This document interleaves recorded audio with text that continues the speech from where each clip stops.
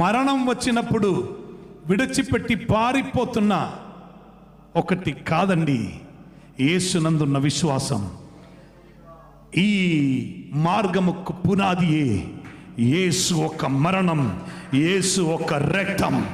యుద్ధములో వెళ్ళే గుర్రం ఉంది కదా, యుద్ధ గుర్రముకున్న ప్రత్యేకత ఇది. ఖడ్గముల స్వరం వస్తే, రక్తపు వాసన దొరికితే దానికి రోషం పెరుగుతుంది. అది వెనక్కి తిరగకుండా అదరు రౌద్రముతో ముందుకు పరిగెత్తుతూనే ఉండదు. ఒక క్రైస్తవుడు అలాగనే అదరు వెనకకు తిరగదు, అదరు ముందుకు పరిగెత్తుతూనే ఉంటారు. ప్రవీణ్ పగడాల అని తమ్ముణ్ణి చంపటానికి ప్రయత్నం చేసి కొందరు అడుగుతున్న మాట ఉన్నది, నీకు ఆధారం ఉందా చంపేరని. నాకు వేరే ఏ ఆధారం అక్కర్లేదు, నాకు బైబిల్ వాక్యం అదే రోజు సాయంకాలం దేవుడు చూపించారు, అదే నాకు ఆధారం. నాకు వేరే ఏ ఆధారం అక్కర్లేదు. నీవు ఎటువంటి అబద్ధము ఏ రీతిలో వక్రీకరించి తీసుకొని వచ్చినను, ఇక అది కాదు వేరే నీవు తీసుకొని వచ్చినను అన్ని ఎవిడెన్స్ ఉంటున్నాను. కొంచెం ముందు చెప్పాను కదా అభయ కేస్. ఏ ఎవిడెన్స్ అయినా ఈ లోకములో నీ తీసుకొని రావచ్చు, కానీ ఇదే హబక్కూకు గ్రంథం నీ ఒక్కసారి చదివి చూడు.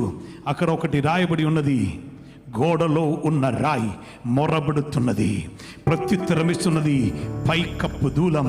ఆమేన్. రహస్యముగా నీవెక్కడ చేసినను దేవుడు న్యాయ తీర్పు తీరుస్తున్న దినం. భూమి ఆకాశములైన పిలుస్తారు, మనిషి యొక్క మనసాక్షిని బయటకి పిలుస్తారు, గోడలో ఉన్న రాయిని ఆయన బయటకి పిలుస్తారు, పైకప్పును పిలుస్తారు. భూమి ఆకాశములే సాక్ష్యం చెప్తున్నప్పుడు దాచిపట్టడం సాధ్యం కాదు. ఖచ్చితంగా చెప్తాను, నీ మనసాక్షి ఉంది కదా, ఆ మనస్సాక్షియే నిన్ను అడ్డుగట్టం మొదలు పెడుతున్నది. నీ మనస్సాక్షియే నిన్ను అడ్డుగట్టం మొదలు పెడుతున్నది. అది ప్రారంభమైంది.